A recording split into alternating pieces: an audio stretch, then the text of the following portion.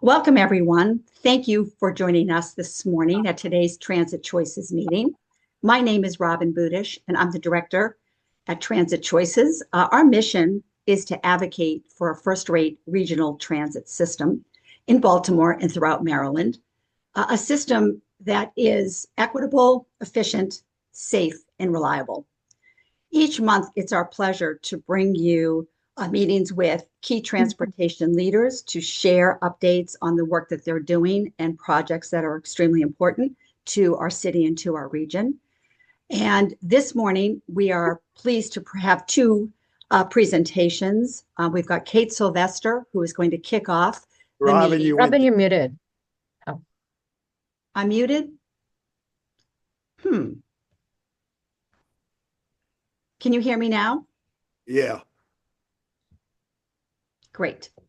Before I introduce Kate Sylvester, I would like each of you to please double check whatever device you are joining us on and be sure that you are muted.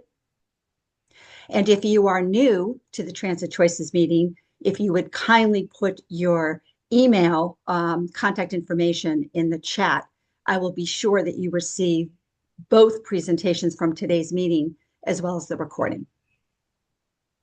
So without further ado, it is my pleasure to introduce our first guest speaker, Kate Sylvester. Kate is the Deputy Administrator and Chief Program Delivery Officer with the Maryland Transit Administration. Her presentation is titled MTA's Light Rail Modernization Program.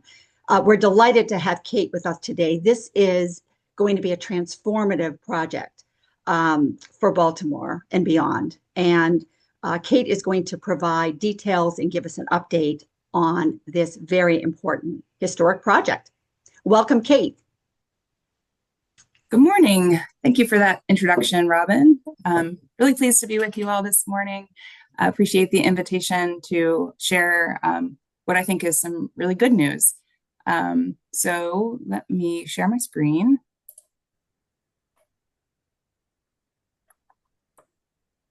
Here we go. And can someone tell me that they can see that? Yes, perfect. Great. Oh, that's not what you want to see. We see the cover slide that says MTA's Light Rail Modernization Program. Okay, I was doing the tiling thing on my end, but I think I got it straight now. Okay, so our Light Rail Modernization Program. I'm going to give an overview of what this program entails, talk about the benefits it's going to bring to our central light rail system, and the schedule for this large undertaking. So first of all, sort of, why are we doing this? What is this major investment in our light rail system? As you all know, our light rail system started in the early 1990s. It was the technology of the age at that time, but light rail technology really has advanced quite a bit since then. Many of you have traveled to other cities throughout North America or throughout the world and seen that. And our light rail system at this point, the technology in a lot of ways is a bit dated. So I think most obvious sign of that is our vehicles. We've had a lot of trouble getting our vehicles out in service as much as they need to be due to the aging systems that are in those vehicles and the difficulty with getting the parts to repair them. So that translates to unreliable service. We also, just the accessibility of the vehicles with the stairs and ramp deployments, and just the single location for anyone who is rolling on and off the vehicles at the high blocks contributes to long dwell times. Our operators have to get up and deploy ramps. It's just sort of an inefficient operation. And then the signal system also is a bit outdated at this point in time. And there are some opportunities to do additional traffic and signal optimization in partnership with Baltimore City. So as we look at replacing the light rail vehicles, it really is an opportunity to rethink the whole light rail system. That includes a new signal system, some track improvements that we need to make. When we bring in new vehicles, we need to upgrade the maintenance facilities. The way that you maintain a modern vehicle is different from the way that you maintain high entry vehicle, the access to the systems for the maintenance crews and things. So the revenues that passed in the most recent legislative session that I know a lot of you helped advocate for has allowed us to fully fund this light rail modernization program that is a huge reinvestment in the light rail system. So the program includes replacing the vehicles. You may remember, I think it was late 2023, we were awarded a federal rail vehicle replacement grant. So that's over $200 million towards the replacement of the light rail fleet. But we needed to come up with all of the rest of the funding to make this full programmatic modernization of the light rail system. So the program includes replacing the full fleet of light rail vehicles. It includes a new signal and train control system for the light rail. We're also replacing traction power all along the light rail system. So the way the light rail gets its power, we have a really dated system there. We have a lot of deferred maintenance in that. So we're doing that maintenance now as part of this program. But as part of that, we're also upgrading the capacity of that power system to allow us to improve service. And as I mentioned, we need to make improvements to the maintenance facilities and changes to the maintenance facilities. We have two, one at Cromwell and one at North Avenue, in order to support these new vehicles. So that's all part of the program. And in addition to that, the new low floor vehicles have a different profile as they approach each station. So that means in order to maintain accessible boarding, we need to do some pretty significant construction at all 33 light rail stations. So you can see in this image, this little, can you see my cursor when I do that or not? Yeah, okay. So the newer light rail vehicles have a narrower geometry. So we actually need to bring the station platforms out to meet them a little bit. And we also need to make sure that this curb height it varies depending on what vehicle we end up selecting, but usually 8 to 11 inches, something like that. So we'll need to make sure that that step from the platform right into the vehicle to maintain that ADA accessibility is at that height. So it ends up being a full reconstruction of our station platforms. We'll also remove the high blocks at all of the stations. When we do that platform reconstruction, we're going to go in and upgrade the power to those stations to make sure that the cabling and communications for things like real-time communications, transit fare payment, lighting, CCTV, anything that we would want to have at a modern station is there and ready to go so that we can provide that modern station experience. And at some stations, we'll be able to also upgrade the amenities. So as we get into the details of design, we'll know if we have to tear out the whole station area in order to get that platform where it needs to be, what can we do to bring back a station with some upgraded amenities? Can we replace the station canopy? Think about the seating, trash receptacles, bike parking, things like that.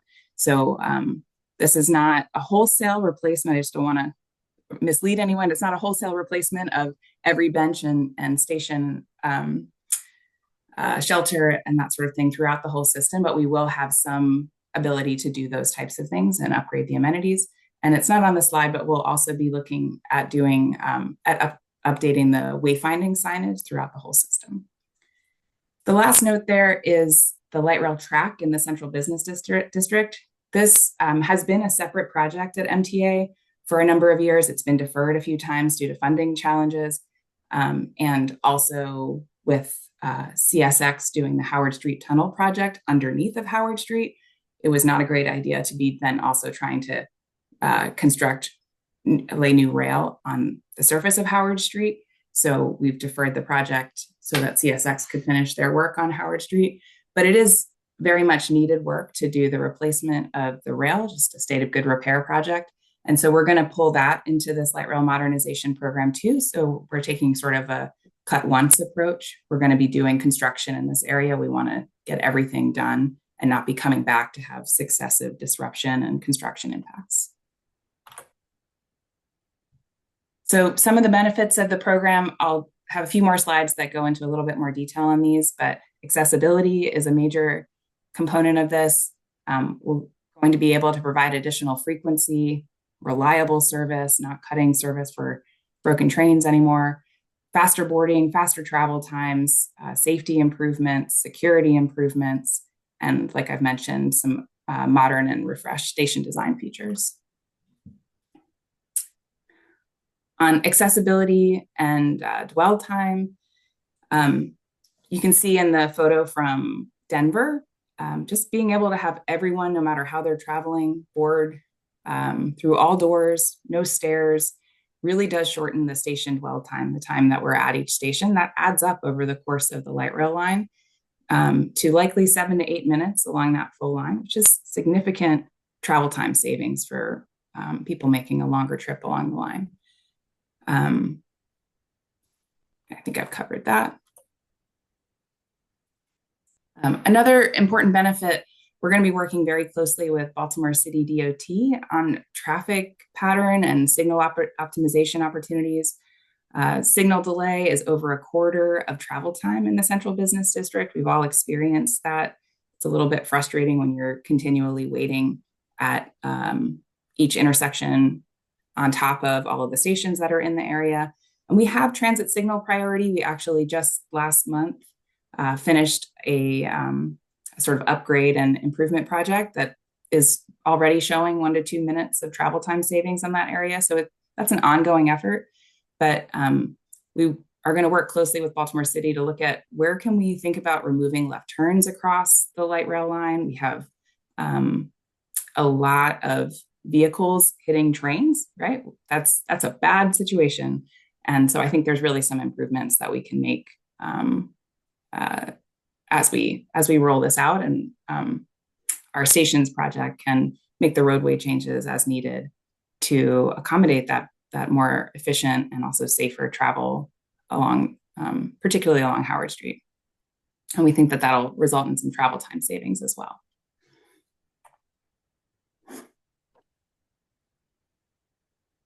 Frequency is really the number one thing we hear when we're out talking to riders. We do surveys. We have our customer experience team out talking to riders every day.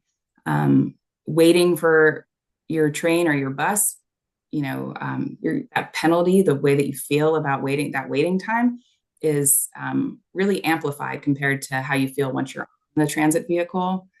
So the traction power upgrades that I mentioned, along with the reliable vehicles, are going to allow us to reduce the headways on the light rail line. So we'll be looking at running 7-minute headways at the end of this once we complete the improvements for the light rail modernization program. So that saves on average 3 to 4 minutes of travel time on every trip someone takes, and that's, it doesn't matter if you're going 2 stations or you're going 30 stations. That 3 to 4 minutes travel time savings is really a significant improvement, and really the thing that we hear most loudly from riders that they're looking for. So that's very exciting.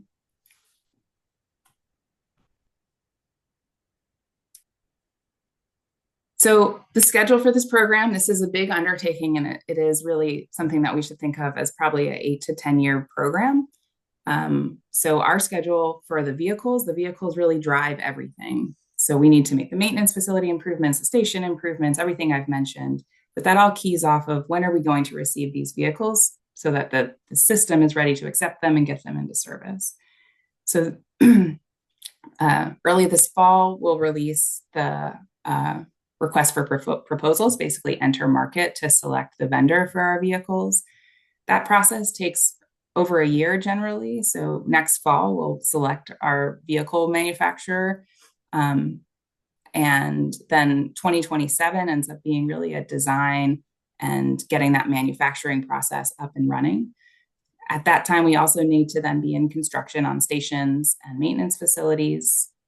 The delivery of vehicles is a global supply chain. It really is subject to what's going on throughout that supply chain. And it can vary over time depending on how that industry is doing. But we expect right now that we could take delivery of the first vehicle by late 2029. Then we have about a year of testing to do once the vehicle is here. We're seeing that on the Metro system now, where we've been doing testing on our new Metro vehicles. Very close to getting those vehicles in service, which is exciting, just as a side note. So then that would mean that these light rail vehicles would start entering service in 2031, and we basically phase them in, phase out the old vehicles, run both a mixed fleet of both vehicles for a year or so until we're completely transitioned over to the new vehicles. And then we have a warranty period to make sure they're operating the way we expect them to before we're completely closed out. So then on the station side, which is really the thing that riders and residents and businesses in the city and along the light rail line are going to see more than anything else, we're expecting the construction to occur throughout 2028 and 29, probably into 2030. The Central Business District, the Howard Street piece of that includes the track replacement. We expect that'll be in 2029. And then we'll have a phase 2 piece where once the legacy vehicles are completely phased out and we're running all new fleet, then we'll have a much less impactful phase of construction where we are removing the high blocks that'll follow as you see there. One thing I want to note is that we're going to be delivering the station's work through a progressive design build contract. So what that means is that we'll bring the contractor on board and work closely with them, collaboratively with them, to think about the construction phasing. How do we roll this out in a way that's least disruptive to light rail service and to the communities that the project's passing through? So this could change as we hopefully bring some innovation and experience with this into the project. So just wrapping up with high-level next steps. This year is when we put together what we call the performance requirements. What do we need each of these pieces of the program to do in specificity so that we can, and we will initiate the procurements for all of the contracts to deliver this. This year, we're also going to be working closely with Baltimore City DOT, the counties, and key stakeholders to define what those traffic, signal, and roadway changes can be. Then next year, we move into selecting the contractors to do all of this work. We'll be refining the scope of those opportunities for things like signal, traffic changes, intersection improvements, things like that. What is the impact of these stations projects? And working to define the permitting and approval processes. Really, our goal in this year and next year is to get ourselves as ready as possible for when those design builders, those contractors are on board and on our team, that they can move through the design process, that they're going to do the detailed design and the final design. We want to be ready for them to move quickly through that process. So we want to have all of our ducks in a row, figure out everything with our local governments and our key stakeholders so that there's as little uncertainty in that design process as possible, so that at that point we're really picking up speed and momentum to finalize design and construction once those teams are on board. So with that, just a couple of areas for discussion or questions, but I'm happy to open it up and take a few questions. Thanks very much, Kate.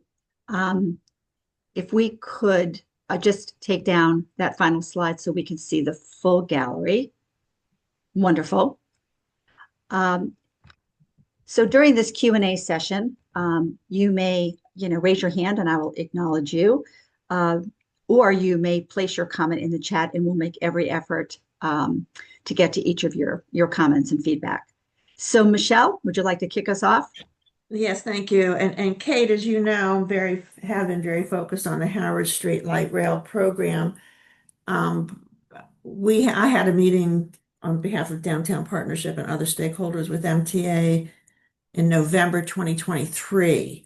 And at that time, I don't believe you were in that meeting. I know it was with Holly and Liz, and there might be some others, maybe you were there. The discussion was around again, the Howard Street Light Rail was a separate project.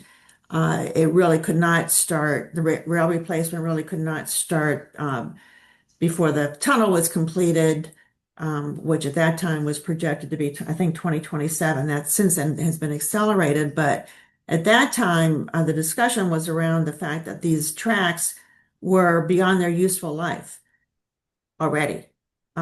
So with another 4, 5, almost 6 years before construction starts in 2029, is there a concern that these tracks would fail, which would basically shut down the system?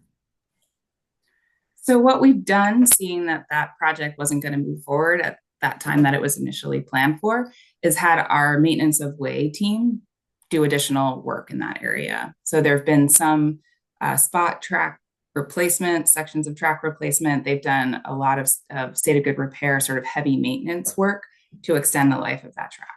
Now, Howard Street is a really challenging environment. The street itself is not in good shape. There's the steam pipes, there's all sorts of utilities and all the challenges that we know are there.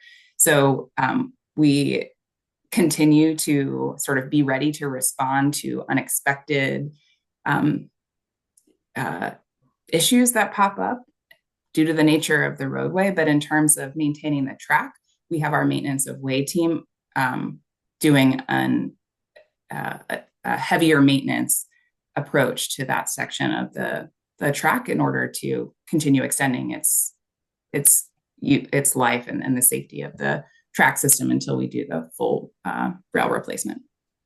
And is it possible to have to introduce the new vehicles with mixing them in with the old vehicles, or is the situation such that all of the improvements have to be made for the whole system before the new vehicles can be put in service?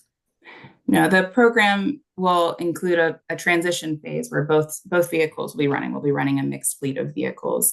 That's similar to what we're doing on the metro system, and that's kind of how it's done throughout the industry, that will accept vehicles sort of one at a time or a few at a time as they come in from the manufacturing process, and we have a transition period where we're able to operate both fleets. Thank you. Mm-hmm. Klaus? Yeah, I had the same question about the mixed traffic with 2 different vehicles on the same system. I can't quite picture that, because if the platform edge is too far out for the old vehicles or too far in for the new vehicles, for the old vehicles too far in or the old ones too far out, then and the traction power system is a different one too, then I don't understand how you can mix them. And so I foresee the possibility that you have 2 years no light rail at all. So I know you want to solve this with your progressive design build contractor, but I think this is a systemic problem that is not easy to solve.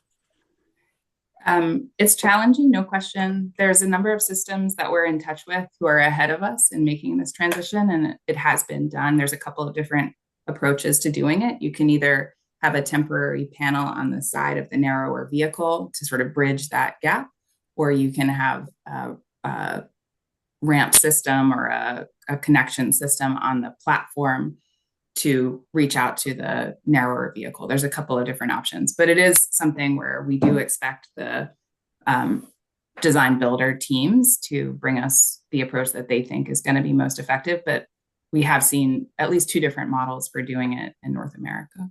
And isn't it that they run in AC and DC, so different traction power?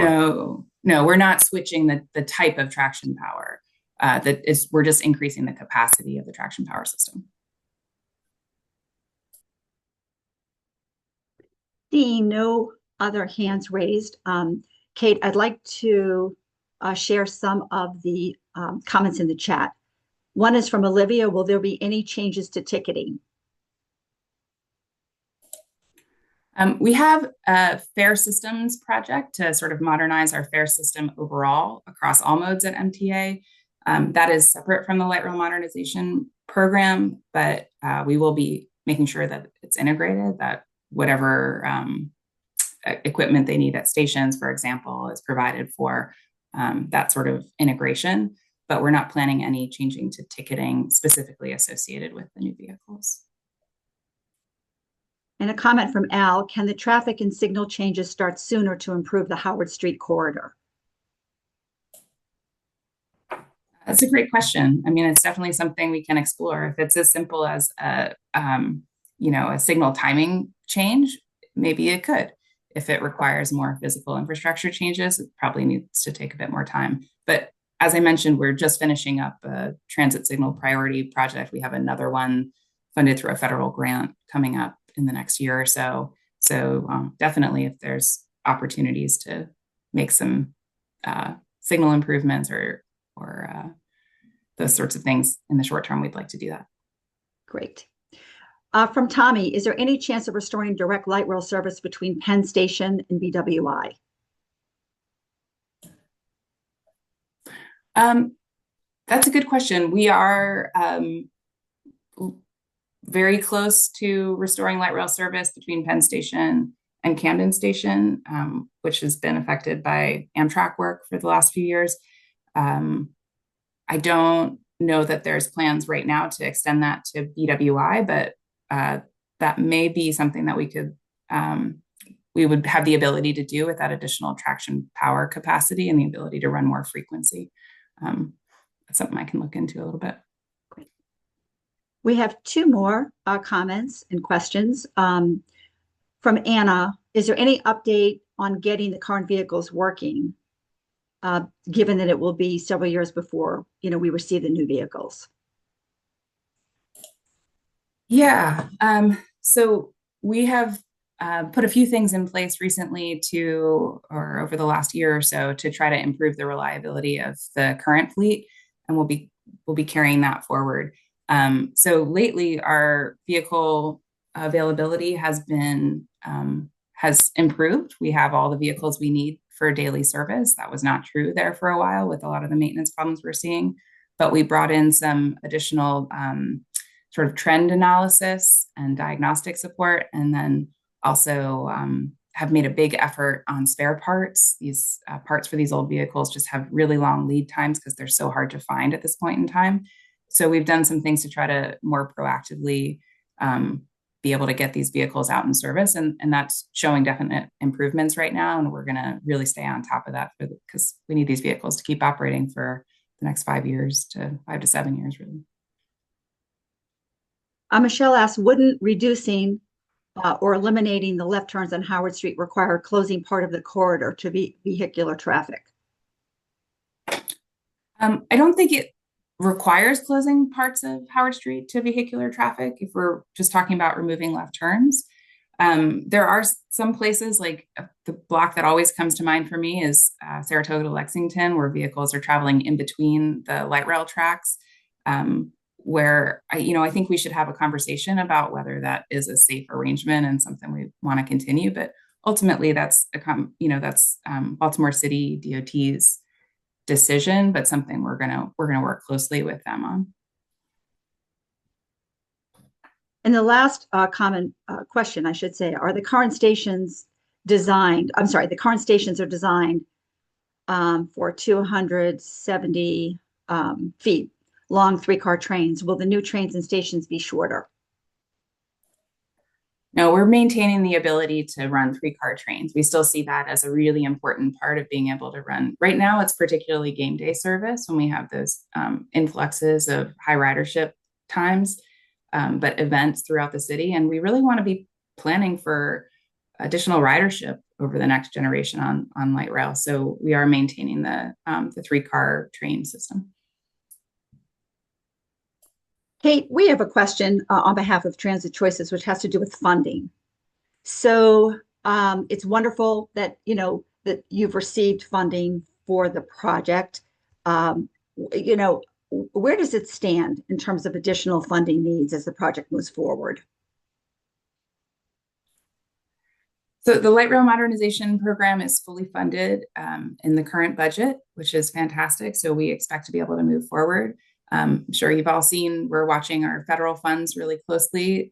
That's fairly unpredictable right now. So any, loss of federal funds would impact this, but the program's fully funded. So we are good to go moving forward, thanks to a really successful last session and transportation budget. Jimmy, we'll have you be the present the final question or comment. Jimmy, you're on mute. I wondered if the ticket dispensing system would include using credit cards. Yes, we are back to being credit card compliant, Good. and we will be maintaining credit card compliance going forward. Great. Thank you.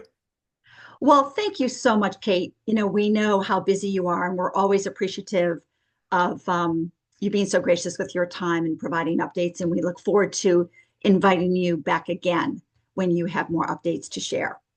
My pleasure. Thank you.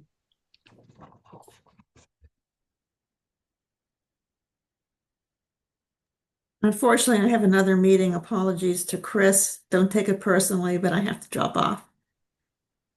Thank you, Michelle.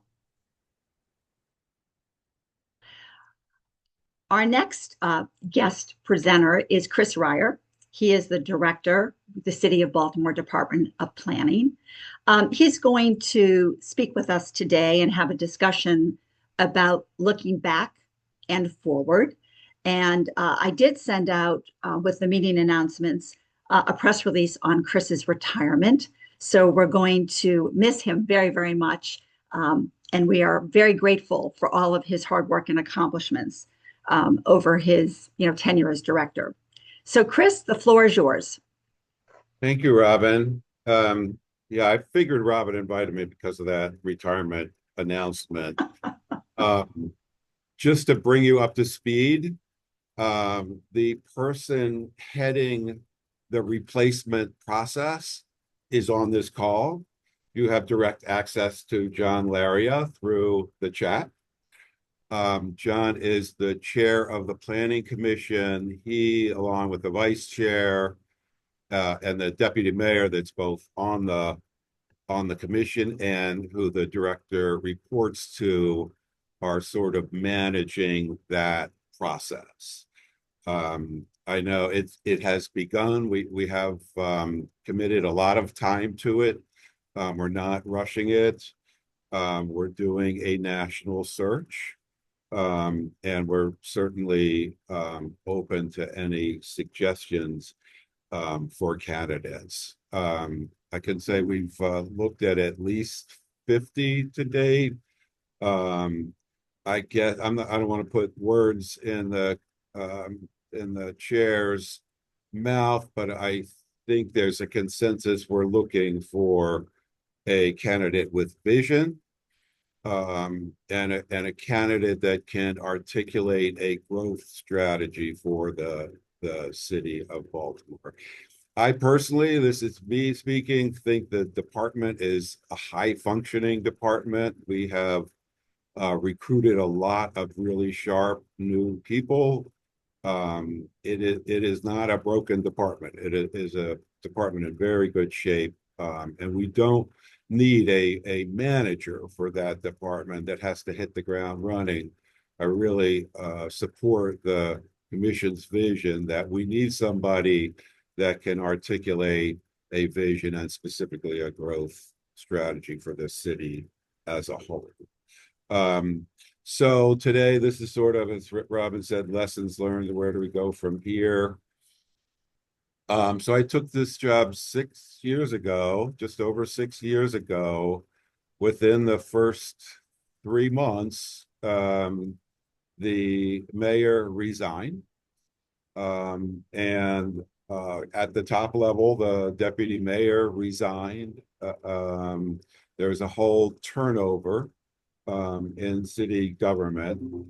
The HCD commissioner resigned also, or was pushed out. The reason I took the job was to help implement a first ever community development strategy for the city, and that really got shaken up in that process. And then, of course, we had a ransomware attack and ultimately a pandemic. And in between all that, we had a short-term 1-year mayor. So the beginning was a lot slower and rougher than I thought.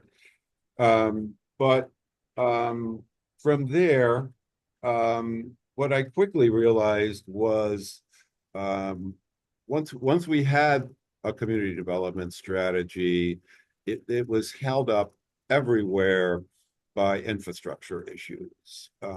Every major project that the city or HCD was planning had significant infrastructure costs, and were really delayed because of the infrastructure costs. So I'll give you 3 examples. East Side was the Perkins Somerset rehab of public housing, integration with market rate units, and a whole host of other amenities, new parks, rec centers, and even a school. Park Heights, we spent many years acquiring and clearing 60 acres of land in the heart of Park Heights. But all the redevelopment scenarios required new infrastructure. And then finally, over on the west side in Uplands, again, a very large project delayed because of the infrastructure needs and the inability of the city to pay for that. So my job became, once the neighborhood subcabinet was up and functioning, which I assure you it is very well, it's doing exactly what it's supposed to do, sort of fixing the city's infrastructure situation, which meant fixing the city's capital budget, became the #1 priority for myself as the planning director. And last year, those things all began to fall into place. And I'll summarize them. You've all probably heard a lot of them. But one, the state of Maryland committed permanently in its state budget $50 million a year for community development work, which was pretty broadly defined in the state budget. To our state delegation, led by Assistant Director Stephanie Smith, obtained a 3-year bump in highway user revenue to the city Department of DOT. Let me talk about for a minute how bad it was. The city's transportation budget, I'm going to use rough numbers, 15 years ago, so take inflation into account, 15 years ago was $250 million, roughly $250 million a year. In the Great Recession, under Governor O'Malley, the highway user revenue to the city was cut by roughly $90 million, almost a third, or over a third of our revenue. It was supposed to be temporary for a couple of years until the city or the state got through the recession. But when Governor Hogan was elected, we all saw this big announcement of the cancellation of the red line. What you didn't see is that almost $100 million, which funded practically the entire capital budget of the Baltimore Department of Transportation, that was not put back. That was shifted to state highways. By law, state highways does no work within the boundaries of the city of Baltimore, and all of that went to suburban jurisdictions. That happened in 2009. By 2019, that was almost $1 billion, and we're well over $1 billion of lost revenue since then. So in 2023, the General Assembly recognized that finally and restored most of that capital that was lost, but it was only for 3 years. So we're in our 2nd year of enjoying that budget bump, and And DOT is addressing it with essentially long deferred projects or projects that can have a quick impact, like resurfacing, ADA, sidewalk kinds of improvements. While we go back to the General Assembly to try to try to fix this problem permanently. And we can certainly have a discussion on that today. We will need all the help we can get with that discussion, because since 2009, the suburban jurisdictions have done nothing but get larger. And we have struggled to maintain our population. So the competition is stronger now. And you see at the state level, there are revenue issues in the State Department of Transportation that have to be fixed before we can try to fix the city situation. So that was a big shock to me. It was not, I last left the department, I think in 2006, it was not an issue.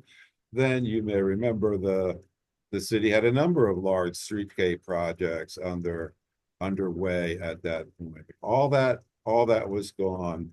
And essentially what was happening all that time was just like the MTA, more and more deferred maintenance. Today we have very rough calculations that we have $2 billion or more of deferred maintenance across the capital budget, and that does not include schools. We estimate the school system has an equal number of deferred maintenance. So if you're looking at the three most broke organizations in the metro area in terms of capital, you're looking at the city of Baltimore, the MTA, and the school system. So it's this island of deferred maintenance in what is the wealthiest state in the country. It's a little bit crazy when you think about it. So today, I think the community development strategy for the city is working well. One of the projects that I inherited from my predecessor, Tom Stoser, was something called the Green Network Plan. The Green Network Plan was devised in the height of the Hogan administration, when the state's main interest in the city of Baltimore was in tearing it down. They were very interested in the demolition of vacant properties, overwhelmingly row houses in the city of Baltimore. And it took many years of struggle and back and forth with the state to rationalize that process, so that we weren't just chasing numbers, but we were actually creating future development opportunities without traumatizing these already traumatized neighborhoods. So the Green Network Plan was the planning department's contribution to that effort. The idea was, working closely with HCD, we would rationalize the demolition process, which was done under the former housing commissioner, and then develop a strategy for how the city was going to maintain this vacant land that resulted from demolition. We don't have a Bureau of Vacant Land Management in the city of Baltimore. We have a Parks Department. We have a Transportation Department. We don't have a Vacant Land Department. So the Green Network Plan had a small staff attached to it, a small budget attached to it, but enabled us to work very closely on the ground with these neighborhoods to come up with alternative uses of the open space. There's a certain percentage, about a third, were being managed through the community development framework process, right? There was a development plan for those areas, but that still left 2/3 of these distressed neighborhoods without a growth development strategy. And so we were trying to fill that role. The Green Network Plan had a trail component. essentially trying to link assets in the city, particular towards these disenfranchised neighborhoods. And the department's role in that has been to try to at least ensure that the land, if there were gaps in the acquisition of the Green Network Trail, which there were, that we could facilitate the acquisition process of that land. And that primarily was in East Baltimore, a former railroad corridor that were pretty close to, I think, being able to acquire that property. The other thing we did during COVID, you may remember that that at one point 50% of the workforce at in the Bureau of Solid Waste and Department of Public Works were out sick with COVID. And things piled up in neighborhoods, trash piled up in vacant lots and alleys, and dead-end streets all over the place. So sort of in the spirit of this maintaining vacant land, we applied for, we got about $15 million worth of recovery funds and set up a whole community-based cleanup program, hiring neighborhood residents in the most distressed neighborhoods, not all of them, but about half of them, essentially neighborhoods where population was declining and demolition was increasing, and created this program we call Clean Core that did that kind of high impact work in these distressed neighborhoods.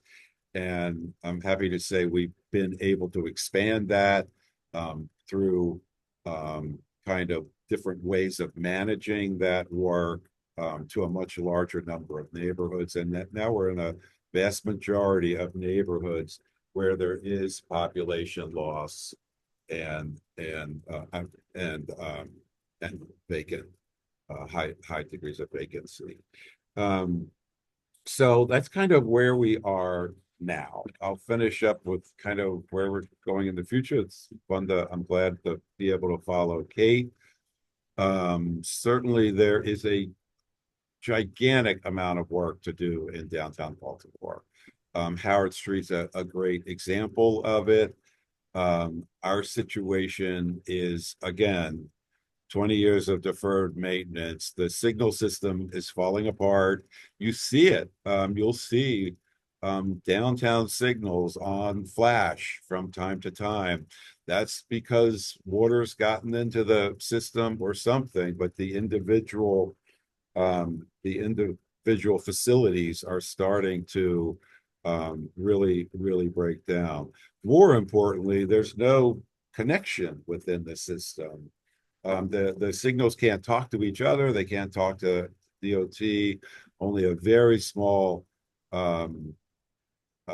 percentage of signals are hooked into the central transportation management thing. We can't control signals we can't change them after a Ravens game or an event at the arena or an Oriole game. We can't, the signal preemption that the light rail needs is a very rudimentary system. We really need to modernize that system and create the communication structure that it needs. So downtown, you all know about the Harbor Place project, but there are multiple other issues with vacant office buildings we're still struggling with. We have a pretty good track record with conversion to residential, but we're struggling with amenities, with homelessness, and all the sort of typical urban ills that other cities, I think San Francisco these days is the poster child of it, but we're not immune to any of those. So getting our HUR restored and getting that funding formula to a place where we can build a capital budget again for DOT, that is kind of a key sort of we can't live without that looking forward. The red line is essential to the successful development, particularly of West Baltimore and downtown.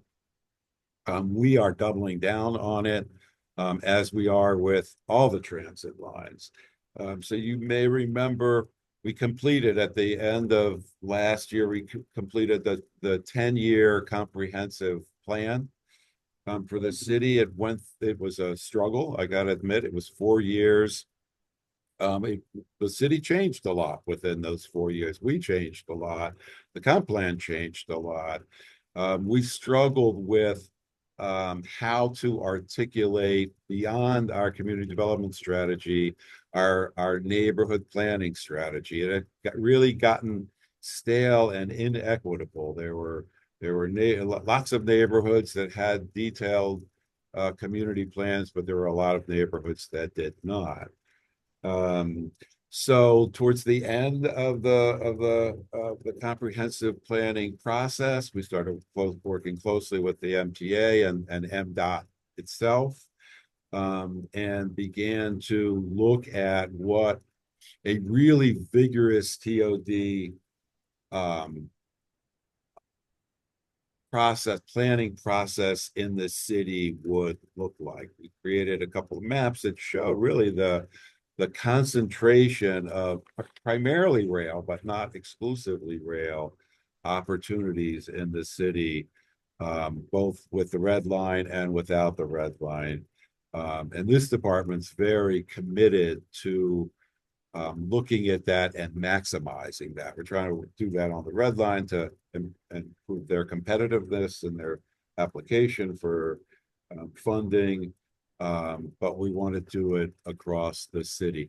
Really, what's changed in the last 6 years is the dialogue in Central Maryland and nationally about housing shortages and housing prices. So we recognize that we're an island of opportunity around housing pricing and housing supply. For Central Maryland. You all know Central Maryland, we're one of the densest parts of North America.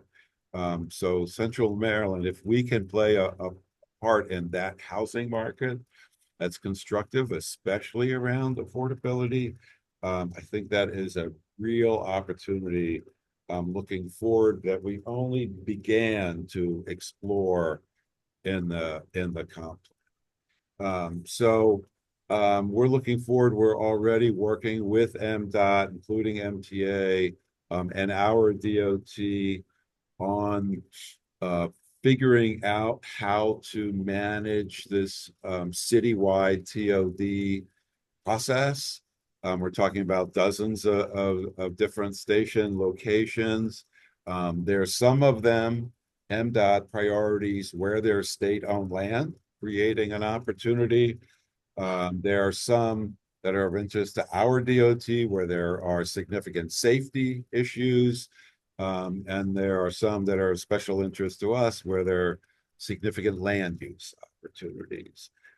So I think we'll be working and come back to you all, certainly open to suggestions on that. But as we try to flesh out that, figure out a planning process, and figure out a process of setting priorities in that.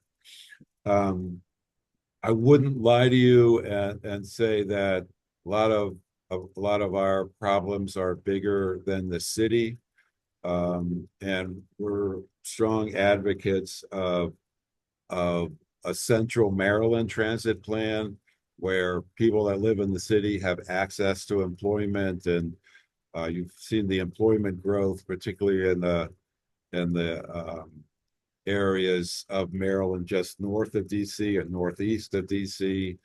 That sort of job population mismatch, which the regional planning organizations looking at, is of great interest to us, and I hope we get to work on that a lot more in the future. So I'll stop there. If you have any questions for me or John, I'll volunteer John also We got about 7 minutes left. Well, thank you, Chris. Before we open the floor to questions and comments, on behalf of Transit Choices, we really want to, express our heartfelt congratulations on your upcoming retirement. You've been a steady voice, for progress in this city, and we remain incredibly grateful for your dedication and your many contributions over the years, because your accomplishments have been really invaluable to those of us working in the transportation arena. So we hope that this is, not a goodbye. We'll stay in touch, but we wish you well as you pursue your next adventure. Thank you. And I got to add that part of the timing here was that we finally got John into place on the commission. So it was a comfortable time to leave. I'd now like to open the floor to questions and comments. You can raise your hand. We do have comments in the chat. So let me just double check to see. Okay, I don't see any hands raised. So let's start with, John has posted in the chat that the position remains open until the end of June. So we will make sure, it's obviously, we'll put that in the meeting summary that we sent out at the conclusion of this meeting. Robin, I'm sorry. It's actually July the 24th. I checked, and I think we've been working so hard at it, and it seems we've done a lot in a short period of time. It was only posted in April, so it's a 90-day posting. So it's actually July 24th. So we'll keep it open, but applications are welcome and encouraged. And I'll say, please go and look for the application on the city site for your own self or to send to others. If you can't find it for some reasons, let me know. Although I think if you simply Google Baltimore Planning Director job, it'll take you there. There's a quick, easy way to do it. But we are really looking for, as Chris said, candidates who can help lead the department into the next sort of iteration. There's a lot going on in the mayor's administration. We have a mayor who's been reelected decisively for, he has a very substantial portion of his term left. There's a lot of really important things going on, and I think the commission wants a planning director who understands the regulatory process for sure, because if planning doesn't do it, nobody will.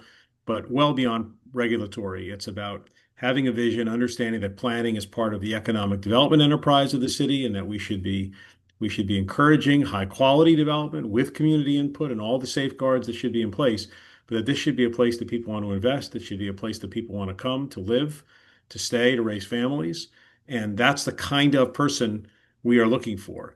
I know there are people in town who would be good at this job, at least be good candidates for it. So I really encourage people to think about applying. We have some very good candidates already, I'm happy to say, but we are welcome. More are welcome. And if anybody wants to talk to me about it, you know where to find me. Thanks, John. We have a comment in the chat before I get to Klaus. It states, it needs to start with a better design for the West Baltimore MARC station integrated in with then HTN, a future red line and TOD. I'm not sure. Yeah. So we don't control the Amtrak or the MARC station. That's really a negotiation between the MTA and Amtrak. Amtrak is basically only funding a basic station.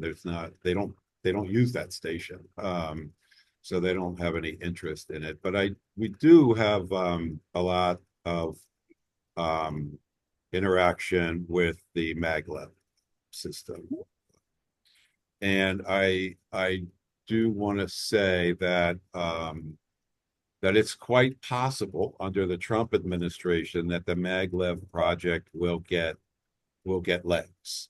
I've seen a pattern of sort of political support from the Democratic side of the aisle for high-speed rail, primarily Amtrak high-speed rail, and from the Republican side of the aisle for the maglev technology. the recent visit to Japan by the governor is an exception to that.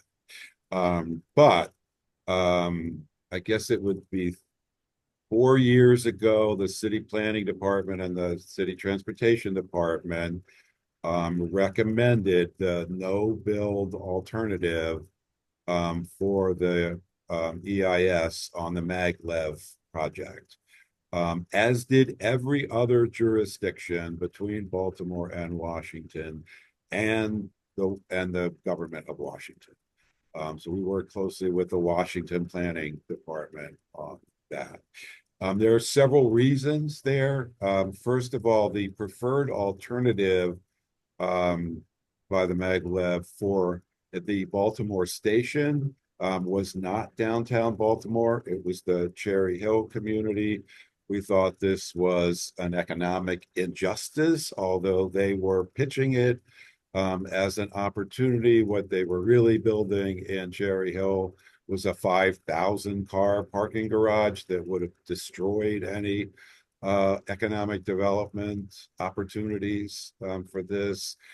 We clearly felt this was a high income audience that would be using this train. So we felt very comfortable with a no build alternative. And we did have conversations, if they came back with some kind of viable proposal for downtown Baltimore, that we would be willing to talk about that. So I hope as a city we're united on that.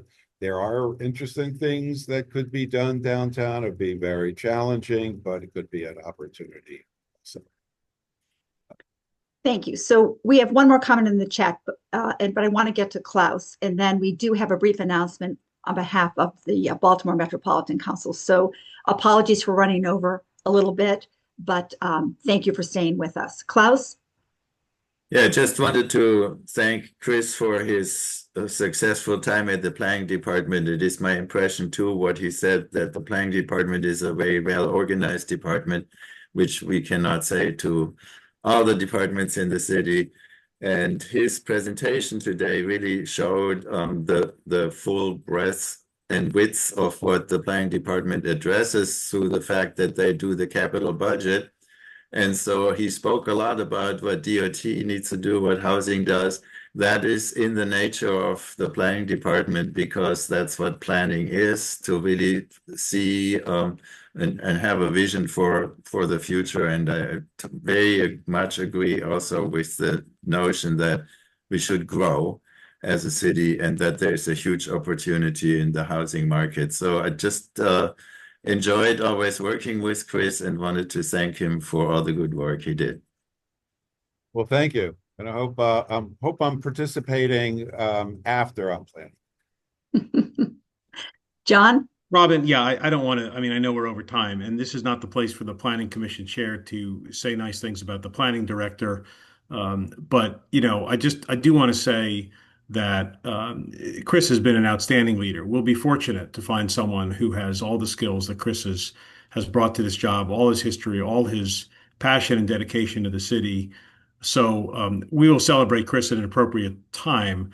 But because he was invited here to sort of give a little bit of a recap, and because other people are saying nice things, I just want to say on behalf of the commission how great he has been, and he's been a great partner for many, many years, and has done all the things we need a planning director to do. And we'll be lucky to find a worthy successor. I think we will find a worthy successor, but it will be a happy day. So thank you, Chris, and John. More to come. Yep. Here, here. Because of our time constraint, there are a couple more comments in the chat. So, Chris, I will forward those to you. Okay. And if you would respond, and then I can share those. Sure. That would be most appreciated. Before we present our final remarks, I would like to introduce Marium Sultan. Marium is with the BMC, and she wanted to talk very briefly with you today to share information about their 2026 to 2029 Transportation Improvement Program. Those of us know it as TIP, the comment period, and why that's important. So Marium, the floor is yours. Hello everyone. Thank you so much for letting me present today. Are you able to see my screen? Yes. So I just wanted to quickly go through the Transportation Improvement Program for 2026 to 2029. We're seeking public comments on this draft improvement program by June 15th. It includes over $6.2 billion in funding over the next 4 years for 172 bicycle transit bridge, highway, pedestrian, and freight projects. This document anticipates the timing, cost, and purpose for all federally funded or regionally significant projects to be made in the Baltimore region over the next 4 years. The Baltimore region includes Baltimore City and the surrounding counties, the Central Maryland area. Since I only have a little bit of time, I'm showing you here my story map for the program, and I'll also share the link in the chat for you all to go through this deeper as you are preparing to comment also on it. So, as I said before, it's 6.2 billion, huge number. Federal funds account for the majority of that. We have lots of details. On the story map as well, we have highlighted projects. You can see the projects by category if you're interested. Although the projects that are by category on this map are the ones that are like locationally based. So there's some that are across the system. I'll also drop the I don't know if you can see this Excel sheet that Yes. this into the chat or for Robin to share. This has the projects listed. There, it's also available on the website. All the transit projects specifically, and the low floor light rail fleet transition that was talked about earlier. That's also on this plan. It's all the major federally funded projects that are programmed for the region for the next 4 years. There's also a section on air quality conformity. Baltimore region is in non-attainment for air quality conformity, so every project needs to not worsen the air quality. There's a section about that as well. So this is our story map, and then there's a survey attached to this, which asks you what you think about the projects. You can talk about specific ones, and the comments will be given to the project sponsors in order to help them maybe refine, like take that into account. For example, if you're commenting on the Baltimore Penn Station multimodal investments, MTA will get the comments, and we will also be responding to all the comments. That's really quick. What the tip is, it comes out every 4 years. I'm here from Baltimore Metropolitan Council. We staff the BRTB, which is the Regional Metropolitan Planning Organization. So I'll end there for any questions. Thank you so much for your time. Marium, would you be able to send us either a PDF or like whatever works best for you, what you just presented during this morning's meeting, because I will make sure that we share that. I send out all of the meeting materials, and I think it's really important. So whatever you can share with us electronically would be most appreciated. And we will share that, with all of the attendees as well as our full listserv. That's great. Yeah, I do have a PowerPoint with more details. I'll send you that. That would be wonderful. Well, thank you. I'm sorry. Thank you for working with us today. We have a very full agenda. So with that said, Jimmy Rouse, who is Transit Choices co-founder, is going to provide closing remarks for today. Jimmy? Well, as always, I want to thank the presenters, and I found today particularly interesting with Chris's comments about what's happened to Baltimore and the problems in making Baltimore into the kind of city that John was talking about, where people come to live, to create jobs, to invest, all of which seems really possible to me, and has seemed possible to me for a while, but it hadn't happened. So I hope that we're on a track to change that. And the opportunity is there. And so thank you, Chris. Thank you, Kate, for telling us what the MTA is doing with the light rail.